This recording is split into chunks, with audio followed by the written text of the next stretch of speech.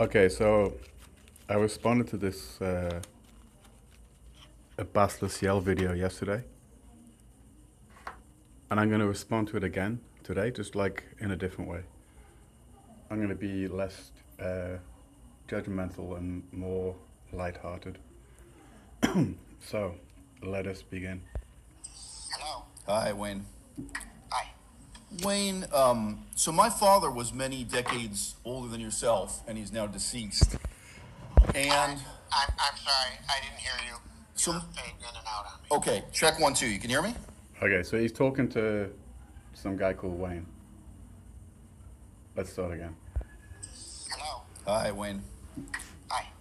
Wayne, so my father was many decades older than yourself, and he's now deceased. And Rest in peace. I'm sorry. I didn't hear you.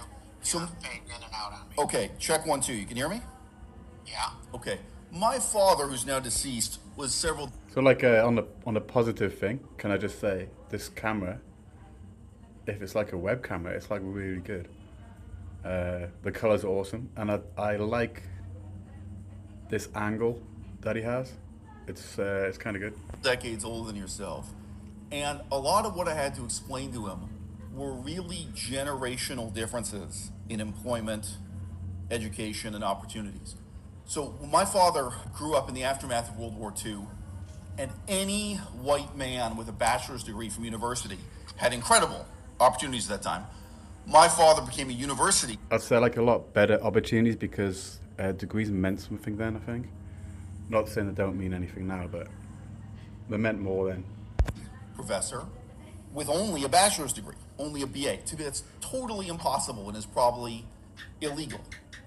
So for a guy from my father's generation, it's very hard to understand my employment and career problems. So I just say, you're kind of halfway in between.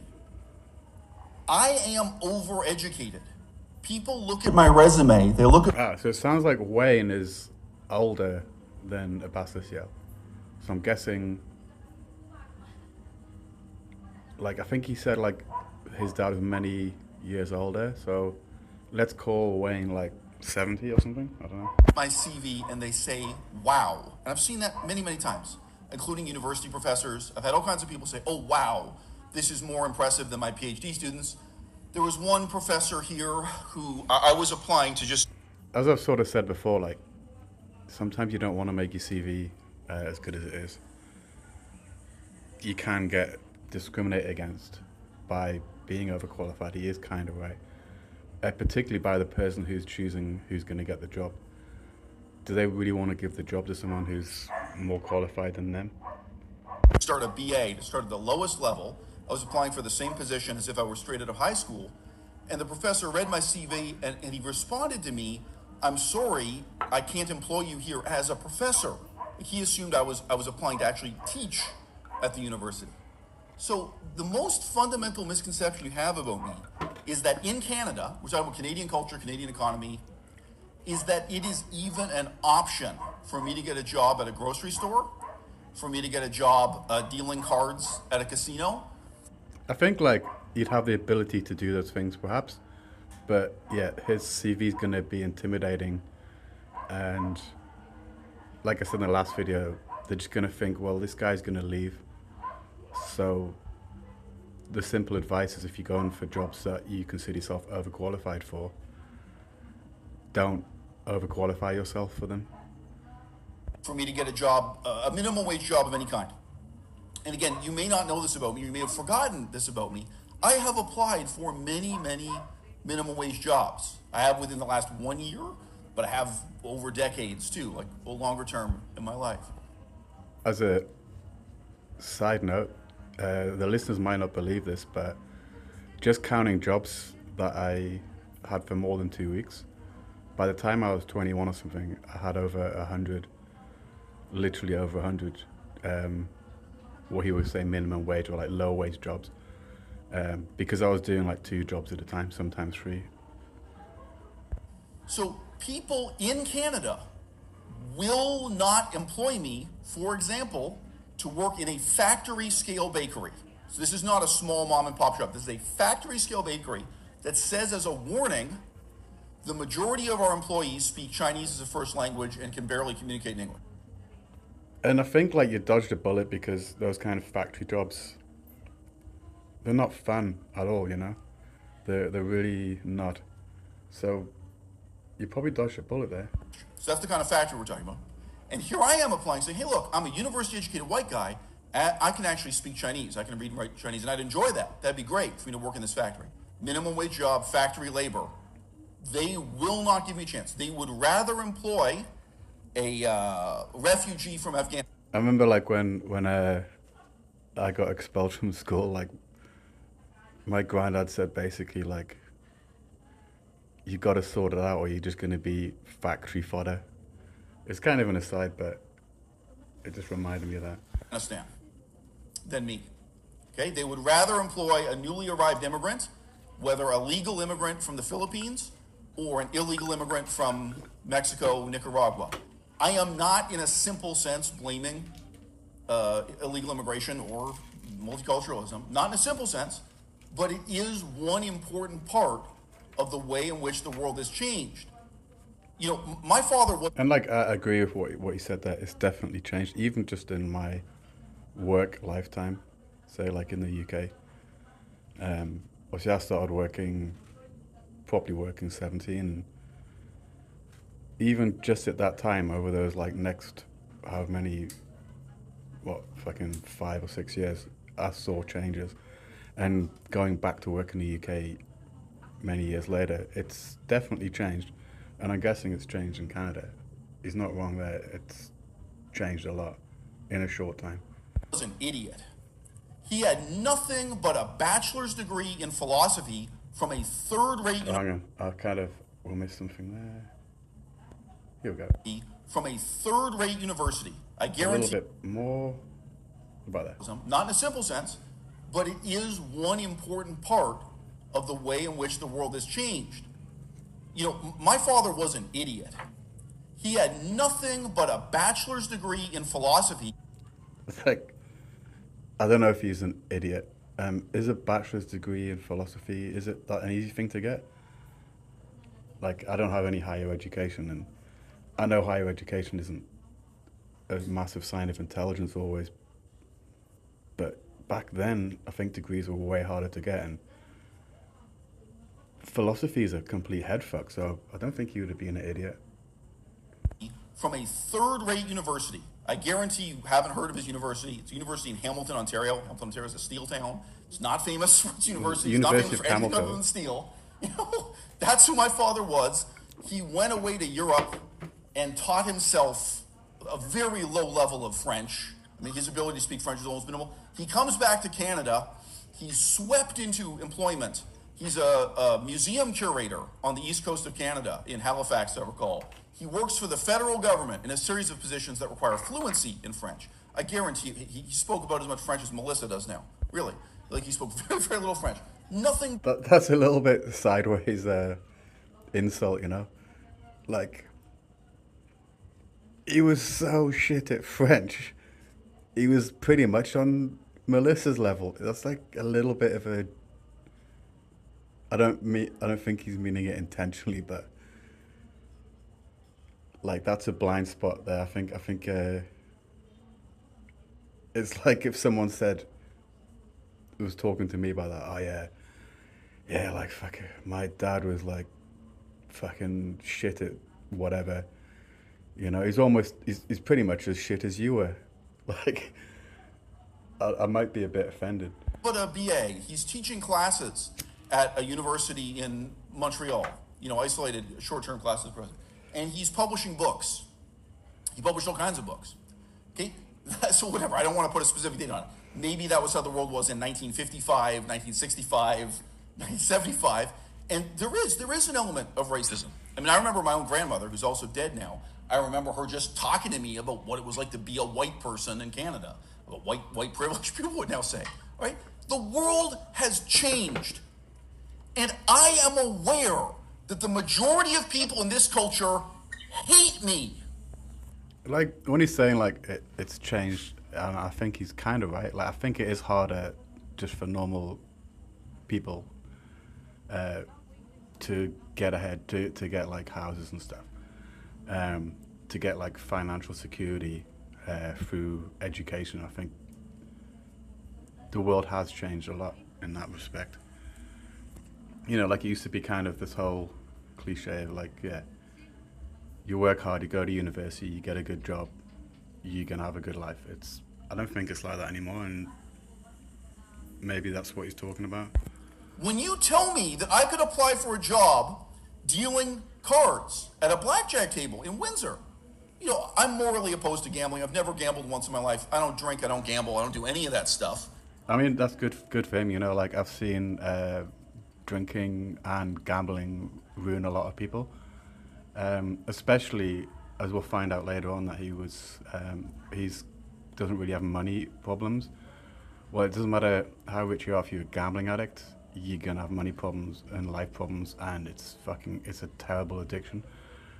I've not been addicted to it, but I've had glimpses of it. Like I've been to casinos every now and again. I get it. I can see how people can get addicted, but I lived with a guy that was a gambling addict, and I can make a whole video about it. It's fucking terrible. It's like, okay, like other addictions might, you know, it's the same thing. You're gonna lose money and stuff. But imagine like if you start out as a millionaire, right? Being an addict, crackhead or whatever, or heroin or whatever. Yeah, like you're probably gonna die before you run out of money. Whereas with gambling addiction, you're gonna run out of money and friends and get in lots of trouble. No matter how rich you start out, it's like a really bad addiction. I don't, you know, none of the Las Vegas type stuff do I do except stand-up comedy. All right? The people interviewing me for that job, they hate me. They don't look at my resume and positively value anything there. Okay? A very small number of highly educated people. I'm just interested there about like saying that they hate you. I just want to go back, like, why would they hate you? Maybe they just don't want you for the position because of many reasons. Doesn't mean they hate you, they just don't want you, or you're not what they're looking for. Doesn't mean they hate you, like, I'm not going to give this guy a job because I hate him based on the CV I'm talking about. Small number of highly educated people look at my resume and say, wow, you did research into corruption in the healthcare system in Cambodia? Wow. You taught yourself Laotian? You published peer-reviewed articles? And to be fair, like, that's kind of brave, you know, like, I've spent some time in Asia, and as a Falang or whatever, to be doing that kind of shit, it's kind of dangerous, man. And he obviously did it with good intentions. Whether anything changed or not, I probably doubt it, but that's at least brave of him to do that. Articles about this ancient language, and at the same time you were doing modern politics. Wow, this is impressive. It is impressive for someone who can appreciate it. And I have unique potential to make a difference in the world under a number of headings. But I'm not a delusional egomaniac. I know when I walk into those job interviews for minimum wage jobs, I know how much those people hate me. Okay? They will. You know, like, there's this video that got deleted from YouTube. And I had it saved, I tried to upload it a few times, and it's all about gatekeeping. It's like, if they don't let you in the front door, dig a hole, fucking come up inside the what you're trying to get into. As in, if you're getting blocked all the time from doing something, go about it a different way. Like, build your own fucking thing, you know? And I think Bas Le Ciel, I think he's got the means to build his own thing. And it's possible for change of attitude that he could. Like, you don't need someone to give you a job. You really don't. Yeah, life's easier that way, but I've known people that have just made their own shit. I mean, it can be hard work. You're not going to definitely get success, but if the world is cock blocking you, then you can kind of go and do your own thing and try that. Not hire me to be a bartender. They will hire a pretty teenage girl with shit for brains. Failing that, I mean, I'm just being honest with you. I think it's very hard to get a job as a bartender as a man, no matter how handsome you are as a man. But they will hire the type of guy who likes to hang around in bars and talk about sports. They will, again, the casino. Well, they sort of want someone that can talk to the customers. If it's a man. Will hire someone who likes gambling. They will hire that type of guy. And I say, even a factory, even a bakery. Well, some of that can be, so it's a bar and you're going to hire a guy that likes drinking, then he's going to put his money back into the bar because he's going to drink there, right? Maybe that's part of it. Or you're going to hire a croupier who's into gambling because he's going to gamble at the casino. But I don't think the second one would work. I don't even think you're allowed to gamble at the place you work. I don't know much about gambling or being a croupier. I knew a croupier. I'm pretty sure it would be a rule you can't gamble at the place you work. It's kind of, we could see the problems with that if you did. I've also applied here for a baking position just in a local grocery store. None of those positions will ever give me a chance because I'm overeducated. They want a high school dropout. They will. But were you getting a job in the local supermarket as a baker with any experience?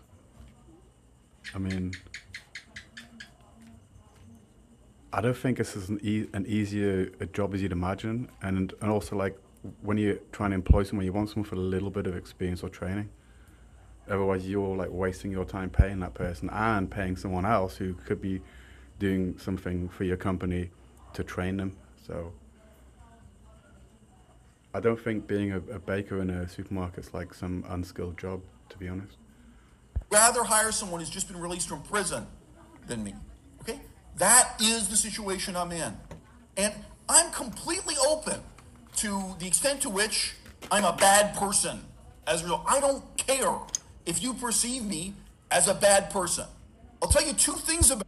And I think that's good, I don't know if you're still talking to Wayne or if Wayne's hung the phone up a while ago, but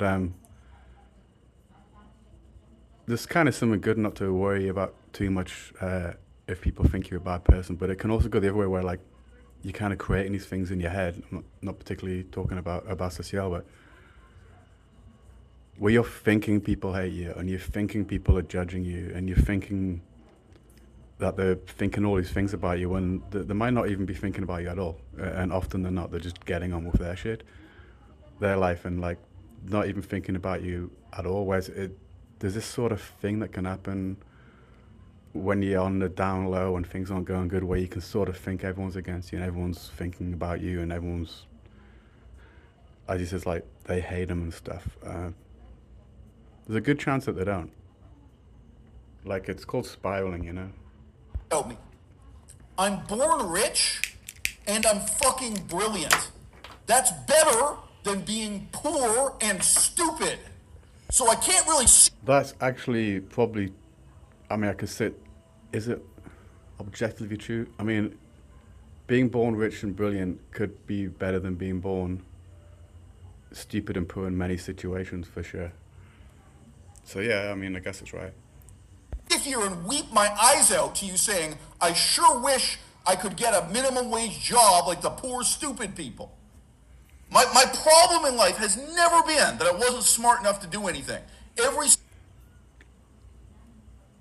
Even if you talk to some people that are super successful and shit, so in that thinking of being rich or something, someone who can be who's now very rich, very successful,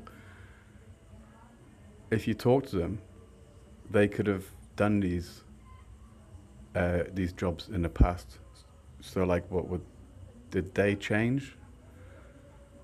Were they stupid and poor and then they became brilliant and rich? Do you know what I mean? It's I don't know. This is supposed to be a positive response. Single field I've been involved in, I distinguish myself for extraordinary brilliance and talent immediately, even compared to other people who had already been in the field for 10 years. That's my experience. I've been all over the world in all kinds of work. And guess what? It turns out Apparently, I'm born into a wealthy enough family, it's not my choice, that I don't have to work. My mother has said to me, I never have to work another day in my life. And that's brilliant. And like a lot of people, it's up there. That's the opposite. They're like have to work basically. You either got a choice in a way, like go fully on benefits if that's allowed in your country, and do nothing, or end up on the streets or something, or you work. Like if you want to get ahead, you have to work. Sometimes you got to work just to pay for the training to get you ahead a little bit and stuff like that, you know. And it can be honestly like a mixed blessing coming from wealth, like a lot of wealth where you don't have to work at all. And I've known some people like this, and they still have problems, and they can become aimless. Some of them can like turbocharge it, get into real estate and shit and fucking businesses and kill it. But also like a lot of them can just party all the fucking time and fuck their heads up with drugs and shit, or fuck their lives up with them. It can be like a blessing or a curse, you know. What he's saying, like not having to work again. It's like, what do you do then, you know? I mean, it's easy for me to say, well, I would do this or that, but I don't know. I've not been there where I've not had to work, you know? I've had a bit of time during COVID where I didn't work and I just did fuck all, really. Ate all my savings, but what he's talking about is a constant, you know you're always going to have enough money, right? What do you do then? And I think for him, like, what would have been good would perhaps getting into art. Like, he's, no shit, I think really good at editing videos. He's got this pace with his edits and stuff, which I like. And he's got this theatrical way of talking and stuff. And he's into all this politics and stuff. Well, and I've met some rich people who do this, man. They just make documentaries. It's fucking expensive. It's hard work. You got to work with lots of people. But this is actually something I think that he could do. And you don't need loads of education for it. You just need the drive to do it, basically, and the funds to do it. And the more funds you got, okay, maybe the better quality production you're going to make. But it's a way to travel the world. It's a way to use his skills. You know, like, he could be good at that. He doesn't need to go to university for that. He could do it. Life. The truth is, I'm such an eccentric character. I have continued volunteering for minimum wage jobs, sometimes out of humanitarian interest, sometimes out of just trying to make the world a better place, and sometimes just out of a desire to earn my own money. So I think Melissa mentioned this to you. I applied for a minimum wage job changing the bed sheets in a hospital during coronavirus lockdown. That was the beginning of coronavirus. Well, guess what? They'd rather hire someone who can't speak English from the Philippines to change the beds. Yeah, like anyone who's, okay, I'm not an expert on this, right? But I have spent a lot of time in the Philippines, right? And the people that are going and working in healthcare in Europe and Canada stuff, they're fucking educated. Like, they and their family or whatever, they've been lucky and they've put everything into getting qualifications to go overseas and be nurses and anesthetist nurses and whatever else, you know. I'm not talking about like the higher up doctors. I'm talking about what he's talking about. He thinks like being a nurse is like, I don't know, a minimum wage job for poor retards or something. No, like, it's a lot of study and it's hard. And if there's Filipinos going to your country to do that, then they are qualified. Hospital sheets. They don't want to hire me.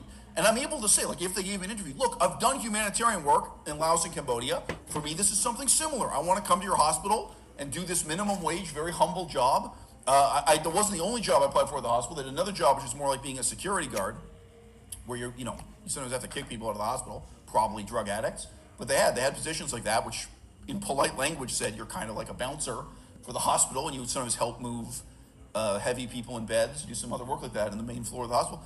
I applied for jobs like that, which, from my perspective, are humanitarian volunteerism. I didn't need the money. Okay?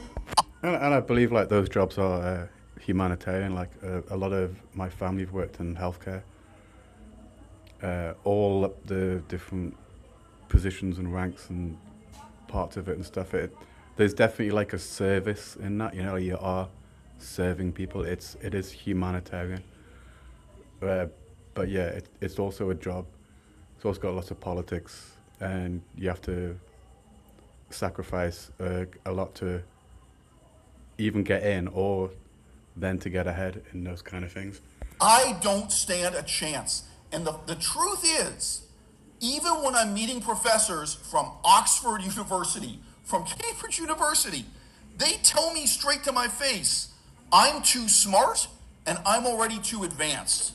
They only want to work with Someone needs to check in with Wayne. Is he still online? Is he still listening to this? teenagers who have shit for brains. That's not my interpretation. University professors at elite levels of elite universities tell me that directly. They're like, look, we have nothing for you. Our program isn't for people like you. It's for teenagers with shit for brains who, are on page 1 of Teach Yourself, whatever the book is. So that's my situation in life. So look, again, I can feel sorry for myself. I can bemoan the disadvantages of it. Guess what? I get to wake up every day as a handsome genius who's born rich. I wasn't raised. Like, I'm not gonna lie. I know people make fun of him, but I think he is actually a handsome man. Like, no homo. He is. I'm not like a woman, so I can't say accurately, but like man to man or something, he seems fairly handsome. Um, Rich. I grew up poor. After I finished university, my parents either got rich or revealed the extent to which they secretly had been rich all along. I grew up, you can even tell from the way I talk, I didn't grow up rich. I really didn't. I didn't have any of the advantages of growing up rich, but my parents tell me I've got the advantage now. So what am I supposed to do? Am I supposed to pretend? I'd say like, I don't know. Maybe there's this thing like it's good to be hungry, you know, like people who are working hard to get somewhere, whatever. Maybe it's, as humans or something, or as we're brought up in school, uh, our conditioning makes us maybe more content in a way when we're struggling to get somewhere. For a lot of people, getting where they're trying to get to is just simply financial security. So whenever his parents told him, I'm guessing when he was 18 or something, oh, by the way, are you 18 now? You got this trust fund, you never need to work again. You've got financial security.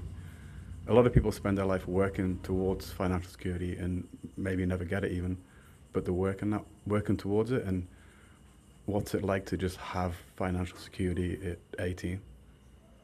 That could actually kind of fuck your head up, you know? So in a way, like understanding, he's not complaining about that, but I think that could be something that's difficult to deal with, right? I'm desperate for a dead-end minimum wage job when I'm not.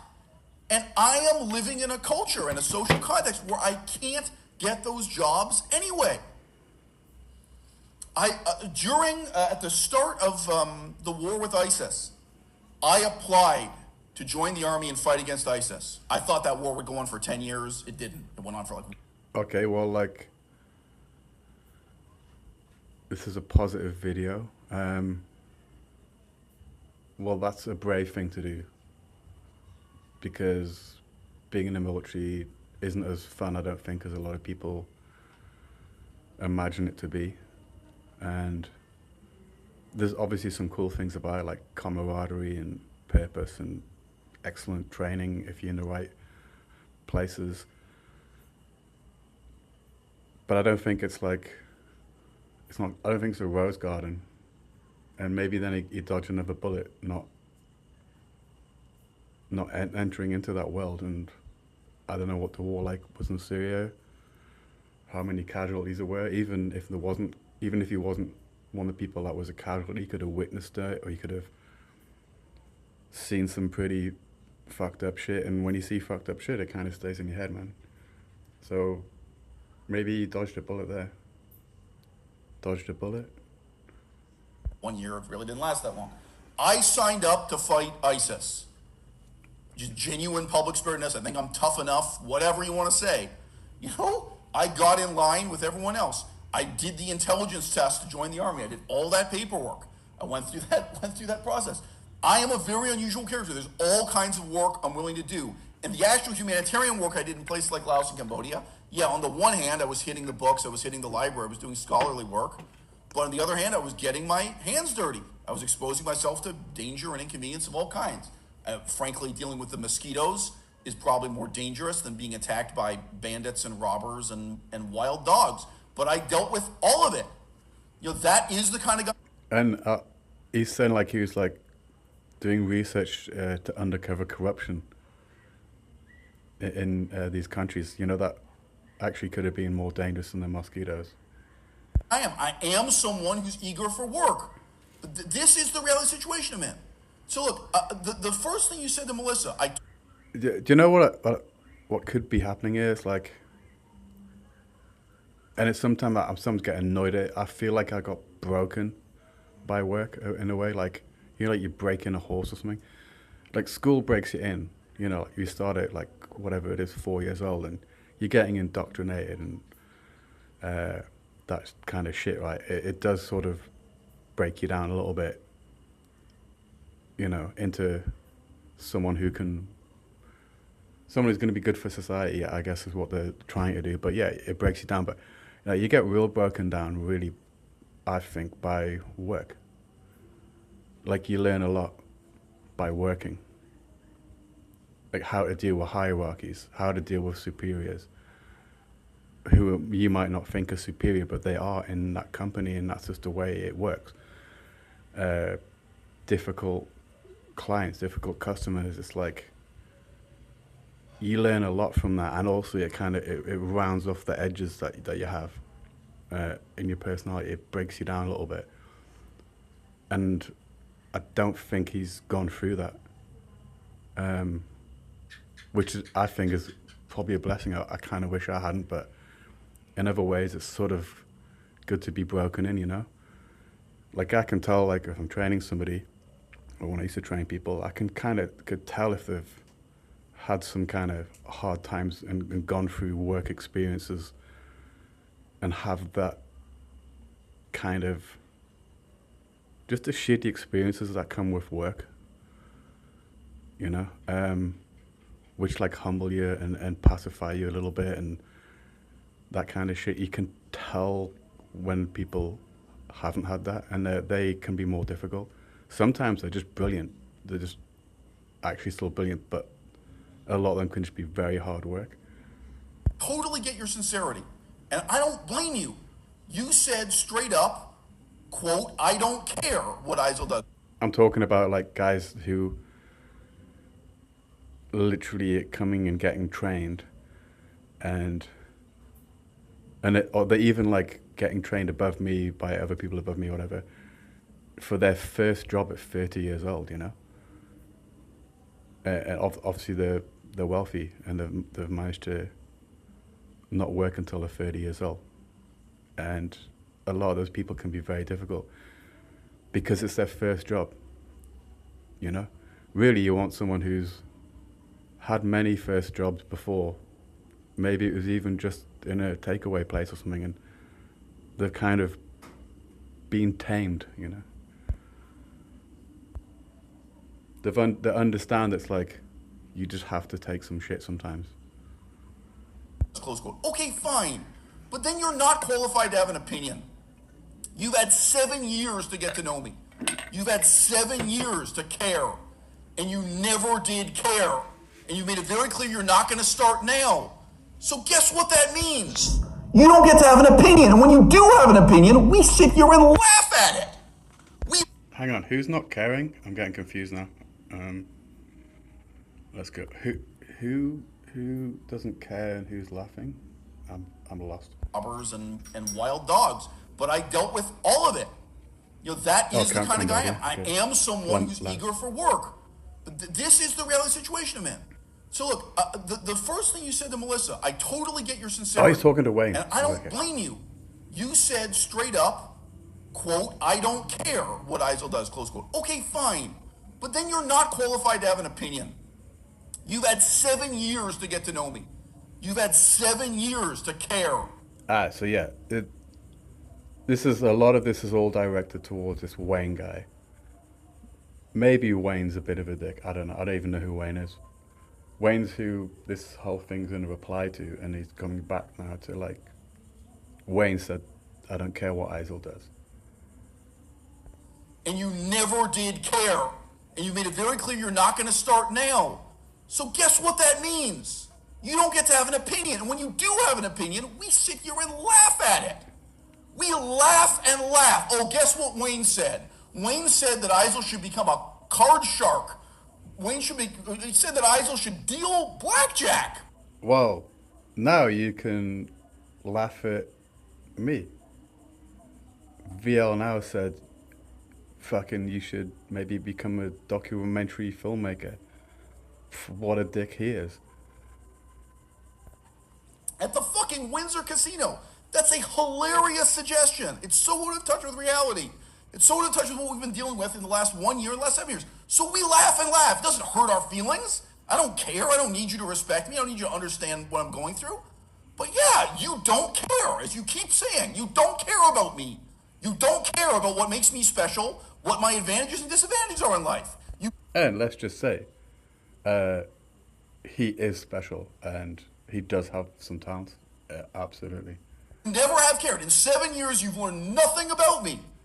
So that's where we're at today. And you want to front like you know what the fuck's going on. Like your advice is worth a goddamn thing.